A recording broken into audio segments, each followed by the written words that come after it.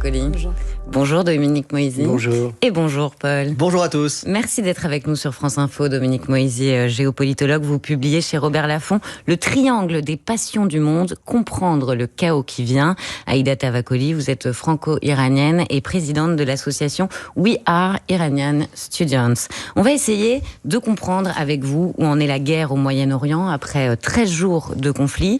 À Téhéran, un régime décapité mais plus menaçant que jamais. En Israël, un premier ministre qui veut changer le visage du Moyen-Orient.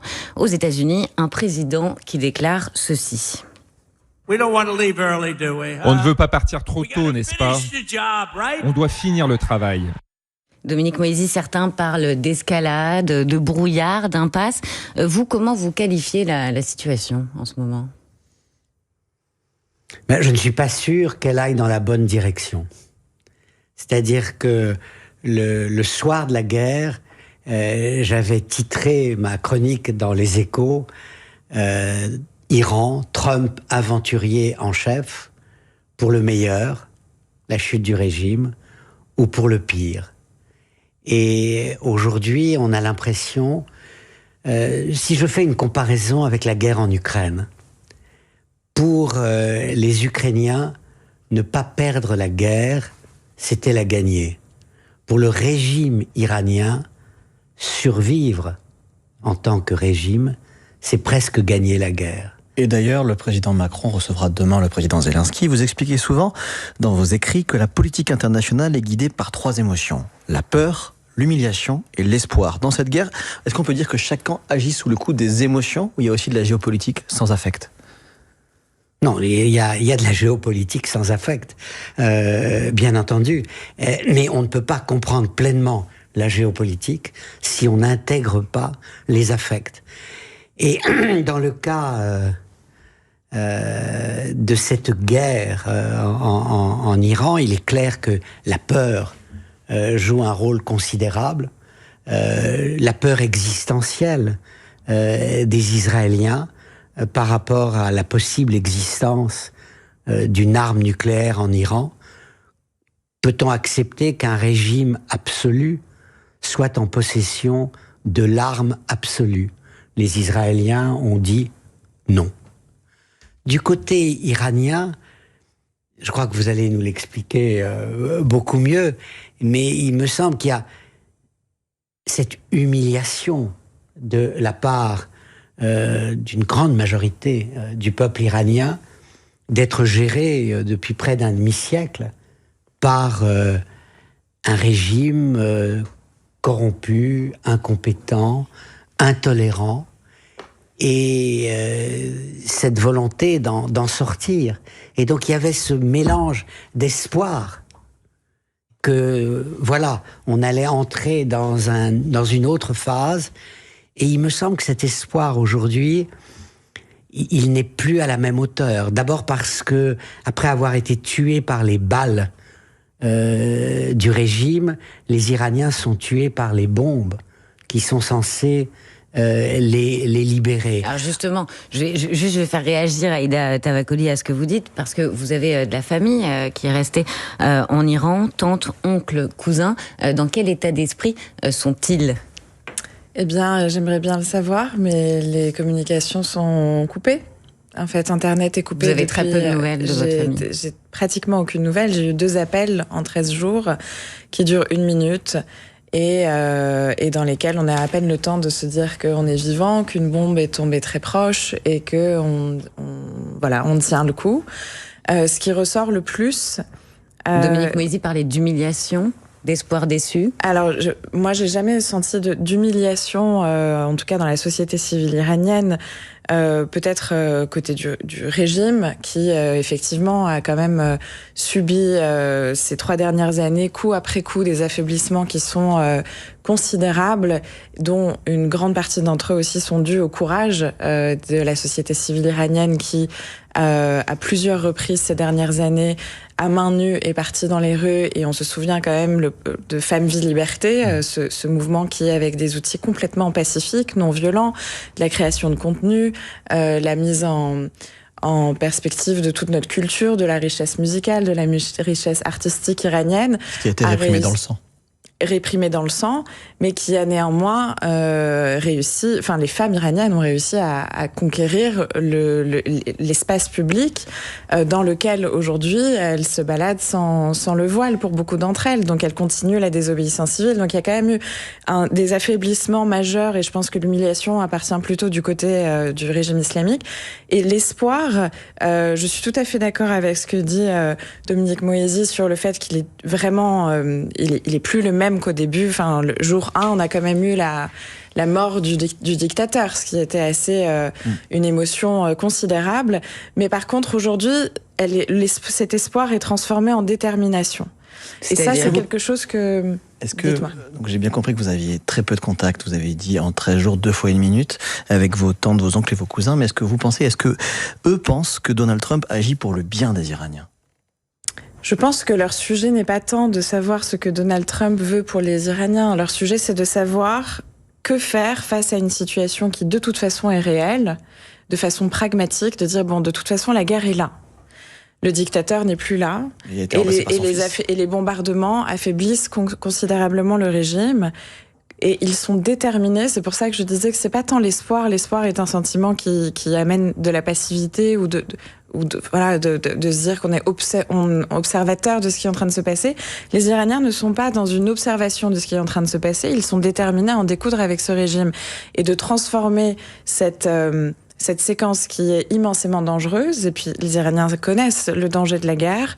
Moi, c'est la génération de mes parents qui a vécu la guerre Iran-Irak. Donc ils connaissent très bien les dangers de la guerre, à quel point elle peut s'enliser, à quel point est-ce qu'elle peut durer 8 années pour terminer avec un statu quo. Pour la guerre Iran-Irak, c'est ce qui s'était passé.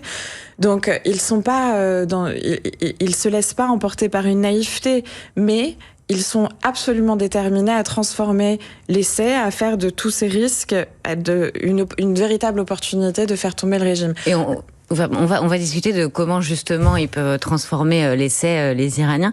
Mais déjà, en face, pour l'instant, ceux qui mènent la guerre, Dominique Moïsi, Benyamin Netanyahou, Donald Trump. La question, c'est de savoir quels sont leurs objectifs et s'ils sont alignés. Parce que d'un côté, on a un Premier ministre israélien qui dit qu'il n'en a pas fini avec le pouvoir iranien. De l'autre, on a Donald Trump qui assure un jour que la guerre est bientôt terminée et qu'il n'y a plus grand-chose à frapper. Est-ce qu'il y a de vraies dissensions entre les deux hommes ? Je suis pas sûr qu'il y a des dissensions, mais il y a plus que des nuances. Il y a du côté israélien une vision claire des objectifs. Au fond, il faut que le régime change, car on ne pourra pas avoir une solution pacifique avec les mollahs. Du côté américain, Trump a tellement varié dans sa définition des objectifs de guerre qu'on ne sait plus. Et parfois sa présentation est terriblement naïve quand il en appelle à la reddition sans condition du régime des mollahs. Il évoque la situation de l'Allemagne en 1945 et du Japon. Or, pour qu'il y ait eu reddition sans condition, du côté de l'Allemagne, il a fallu que les troupes américaines et soviétiques se retrouvent à Berlin. Du côté japonais, il a fallu que Hiroshima et Nagasaki soient soumis à des bombardements nucléaires. Ça veut dire qu'il a sous-estimé la difficulté de la tâche ? Je crois qu'il a... il s'est dit, peut-être d'ailleurs influencé par Netanyahou, que le pouvoir iranien était pyramidal, que si on le décapitait, le régime s'effondrerait. Et je pense qu'il n'a pas non plus intégré les risques sur le golfe d'Ormuz. Il ne s'est pas préparé. Au fond, il y a eu une sorte de... un plan A, très clair, on les bombarde, ils vont s'effondrer, on aura éliminé leurs dirigeants, ça va aller très vite. En fait, il était dans le triomphalisme de l'affaire Maduro au Venezuela. L'enlèvement du président vénézuélien. Et il était prêt à faire la même chose en Iran. On supprime le grand ayatollah Khamenei, on trouve un mollah modéré, l'équivalent de la vice-présidente au Venezuela, et j'entre dans l'histoire comme un grand président et tout va bien, voilà. Et ça ne dure pas. Sauf que ça ne s'est pas passé comme ça. Aïda Tavakoli, celui qui a été nommé, c'est quelqu'un de plutôt dur, c'est Mojtaba Khamenei, donc le nouveau guide suprême, le fils d'Ali Khamenei. C'est un pied de nez aux Américains, aux Israéliens? En tout cas, c'est sûr que c'est un très très dur. Il a participé depuis 2009, la Révolution verte, donc qui répondait à la réélection frauduleuse du président Ahmadinejad. Eh bien, Mojtaba Khamenei, à ce moment-là, déjà était un des artisans de la répression sanglante. De 2009, puis ensuite 2019, puis 2022, puis 2026. Donc, il est très très proche des gardiens de la Révolution, qui sont déjà le corps militaire, mais aussi économique et politique, qui est vraiment au cœur du régime. Mais il est invisible aujourd'hui. Est-ce que vous pouvez nous expliquer ce qui se passe? Certains se demandent même s'il est mort. Oui, certains se demandent s'il est mort. Des images aussi ont circulé de lui blessé. En tout cas, on sait qu'il se cache. On sait que seule une vidéo faite par intelligence artificielle a été diffusée. On a les images de cette vidéo. Vous pouvez nous raconter qu'est-ce que c'est cette vidéo? C'est pas une vraie vidéo? Ce sont pas des vraies images de lui? Ce sont pas des vraies images, voilà. C'est une vidéo qui est faite par intelligence artificielle et qui donc met en scène cette nomination du nouveau guide suprême qui arrive dans sa chambre de contrôle des bombardements, de la guerre. Qui embrasse un kéfier. Pardon? Qui embrasse un kéfier, là on vient de le voir embrasser un kéfier. Qui embrasse un kéfier, exactement. Et qui commence même avec l'image d'une petite fille qui d'un coup retrouve l'espoir parce qu'elle a un nouveau guide suprême. Donc voilà, donc c'est toute la propagande du régime qui est mise en scène par cette courte vidéo, avec une musique en plus qui se veut joyeuse, dansante, entraînante. Et donc évidemment pour les Iraniens et les Iraniennes qui se trouvent sous les bombes, qui espèrent que ce régime tombe et qui voient que en fait le nouveau guide suprême n'ose même pas se présenter physiquement pour prendre la parole suite à sa nomination, il l'interprète comme un véritable aveu d'échec et un véritable affaiblissement du régime qui effectivement sait que ce nouveau guide suprême est une cible d'Israël. En tout cas, c'est ce que Israël a déclaré. Dans un instant, on vous demandera s'il est vraiment affaibli ce régime. Et que peuvent faire les Iraniens aujourd'hui? Aïda Tavakoli et Dominique Moïsi. Mais tout de suite, il est 8h46 et c'est l'info en 1 minute avec Diane Ferchit. Pour Donald Trump, l'Iran est proche de la défaite. Le président américain affirme que les États-Unis vont, selon ses mots, finir le boulot. L'Iran, de son côté, se dit prêt à une guerre d'usure qui détruirait l'économie mondiale. Des drones iraniens ont touché notamment Dubaï cette nuit. Des attaques aussi venues d'Israël vers le Liban. 7 personnes tuées dans la banlieue sud de Beyrouth ce matin. Emmanuel Macron demande à Israël de renoncer à une offensive terrestre au Liban. Le chef de l'État qui recevra par ailleurs dans le dossier cette fois de la guerre en Ukraine, il recevra le président ukrainien Volodymyr Zelensky demain, annonce de l'Elysée. Il a pu être retrouvé 9 mois après les faits à Grenoble, un homme de 38 ans visé par une enquête pour viol aggravé, soupçonné d'avoir drogué une jeune femme dans un bar. Il a pu être identifié grâce à des recherches bancaires sur les clients de cet établissement. Un jouet, pas de patrouille à base de sable rappelé pour risque de contamination à l'amiante. Il était vendu dans 32 magasins de déstockage Mystic Griff. Détail à retrouver sur le site officiel Rappel Conso. Nouvelle chance de médaille pour la France aux Jeux paralympiques aujourd'hui avec l'épreuve de slalom géant en lice. Aurélie Richard, elle a déjà décroché l'argent à 3 reprises depuis le début de ces Jeux. France Info. Le 8-30 France Info. Agathe Lambray, Paul Larouturou. Avec Aïda Tavakoli, doctorante franco-iranienne, fondatrice de l'association We Are Iranian Students. Vous êtes membre aussi des Guerrières de la Paix. Et Dominique Moïsi, géopolitologue, conseiller spécial à l'Institut Montaigne. Vous publiez Le triangle des passions du monde, comprendre le chaos qui vient chez Robert Laffont. Paul, on parle d'un endroit stratégique bloqué en ce moment à cause de cette guerre, le détroit d'Ormuz. Exactement. Si le pétrole franchit de nouveau les $100 ce matin et si les bourses d'Asie sont dans le rouge, c'est parce que l'Iran a à nouveau bombardé des navires dans le détroit d'Ormuz hier. Ce détroit qu'Emmanuel Macron veut rouvrir et sécuriser via une coalition. On comprend que ça peut prendre beaucoup de temps. Pourquoi est-ce si délicat, Dominique Moïsi? Ce que l'on ne comprend pas, c'est que dans sa stratégie, Donald Trump n'est pas immédiatement intégré la possibilité du blocage de ce détroit. Ça, il l'a sous-estimé pour vous? Il l'a complètement sous-estimé. Et la force des mollahs, c'est l'escalade horizontale. Ils savent que sur un plan purement stratégique, ils ne font pas le poids face aux États-Unis et à Israël. Mais ils se disent qu'en élargissant le conflit aux pays de la région, ils peuvent créer une crise économique mondiale et exercer des pressions sur Donald Trump, qui n'a pas la même volonté de détruire le régime des mollahs que Benjamin Netanyahou. Donc ils temporisent, les mollahs. Ils se disent que le temps joue pour eux. Et je crois qu'il y a un point qui me paraît important. De même que les Russes n'ont pas intégré dans leur guerre contre l'Ukraine le fait stratégique nouveau qu'était le facteur d'égalisation que représentaient les drones, les Américains ne l'ont pas intégré non plus. C'est-à-dire, il y a une guerre qui a lieu juste devant vous et vous n'en tirez pas les leçons.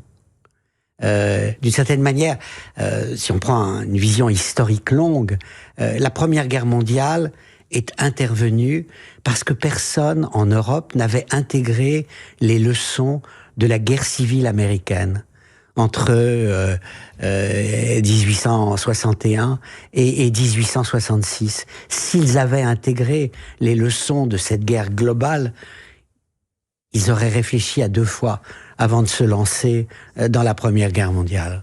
On va écouter le chef de la police iranienne. Il menace la population. Si quelqu'un descend dans la rue à la demande de l'ennemi, nous ne le considérons pas comme un simple manifestant. Nous le considérons comme un ennemi et nous agirons contre lui comme nous agissons contre un ennemi. Tous nos hommes ont le doigt sur la gâchette. Tous nos hommes ont le doigt sur la gâchette. Aïda Tavakoli, tout à l'heure, vous parliez de la détermination des Iraniens, du fait qu'ils veulent transformer cette situation. Mais ces menaces, ça ne les dissuade pas ? Non, ces menaces, ça fait longtemps qu'elles ne les dissuadent plus. Le mur de la peur est tombé, mais la répression est de plus en plus violente. Et il faut rappeler quand même qu'au mois de janvier 2026, donc il y a à peine 8 semaines, les 8 et les 9 janvier, ce sont 40 000 personnes qui sont tuées dans les rues de Téhéran en moins de 48 heures. Donc la rapporteure spéciale de l'ONU parle de crimes contre l'humanité. Il y a des mécanismes de protection qui auraient dû être activés, notamment la responsabilité de protéger qui a été votée en 2005 à l'ONU. Ce qui signifie qu'on aurait dû déployer massivement des satellites pour apporter une aide technologique pour éviter que justement ces Iraniens, même en temps de guerre, soient complètement dans le noir, privés de moyens de communication. On aurait dû prévoir des convois humanitaires, on aurait dû prévoir des sanctions beaucoup plus ciblées que cela n'a été le cas jusqu'ici. Et aujourd'hui, comment vous sentez la rue iranienne ? Et en fait, ce qui se passe, c'est que la rue iranienne est déterminée et qu'elle est toujours seule.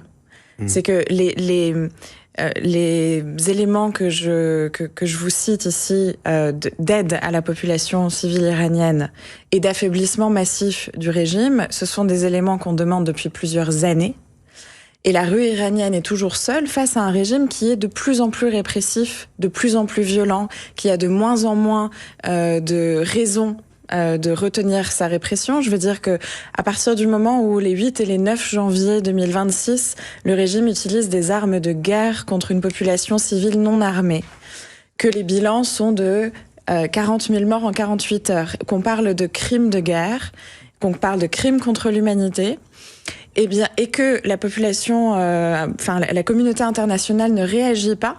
Non seulement elle ne réagit pas, mais le président américain invite quelques jours plus tard les dignitaires du régime à la table des négociations. Donc il légitime à nouveau ce régime à peine quelques jours après des crimes contre l'humanité, sans que le reste de la communauté internationale n'estime important, essentiel, indispensable de sanctionner beaucoup plus sévèrement ce régime et surtout de protéger la société civile iranienne.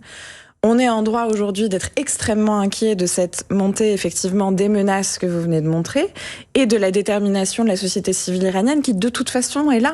Ils ne reviendront plus jamais en arrière. Ce régime ne retrouvera plus jamais sa légitimité. Et si on persiste à vouloir les laisser seuls, on persiste à ne pas dessiner de plan politique pour la suite, on persiste à ne pas prévoir politiquement comment est-ce que cette issue, comment cette guerre peut trouver une issue heureuse pour la société civile iranienne, mais surtout aussi pour notre monde. Je veux dire, si on persiste à se dire que notre monde peut être livré à la loi du plus fort et donner à Donald Trump, au président américain, l'ensemble des cartes, non seulement de la région, mais aussi de notre monde, je veux dire, c'est pas que la société civile iranienne qui est en danger, c'est tout notre modèle européen. On entend votre appel à Aïda Tavakoli. Qu'est-ce qui peut se passer maintenant? Vous entendez ce que dit Dominique Moïsi à Aïda Tavakoli? Il ne faut pas laisser les Iraniens seuls, il faut avoir un plan, il faut les aider. Qui va les aider?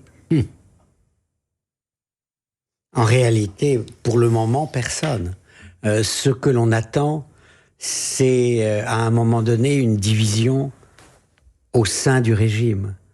Les spécialistes disent que il y a eu des tensions au sein des gardiens de la Révolution, que certains ont considéré que ce qui s'était passé les 8 et 9 janvier avait été beaucoup trop loin. Les massacres de la population. Mais ces tensions, pour le moment, n'ont pas de traduction politique à l'intérieur de l'Iran. Et ce qui me paraît grave, c'est que l'homme clé, Donald Trump, n'a pas pour priorité l'avenir de la démocratie en Iran. Il menace la démocratie aux États-Unis.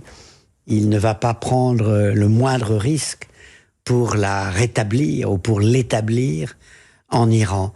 Donc nous sommes à un moment de doute. Qu'est-ce qui va se passer?